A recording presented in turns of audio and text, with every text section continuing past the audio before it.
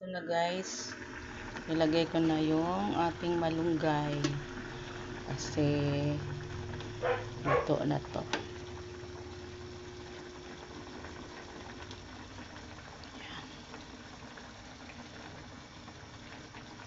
Yan, sarap guys.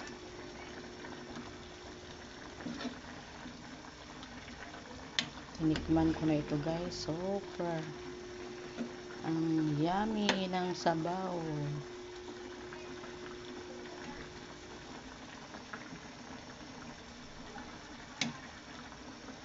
Ang ating nilaw ay laswa kung tawagin nila sa ibang dialect. Yan guys, yummy.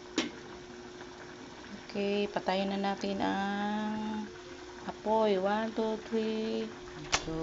Yan, ready to eat na.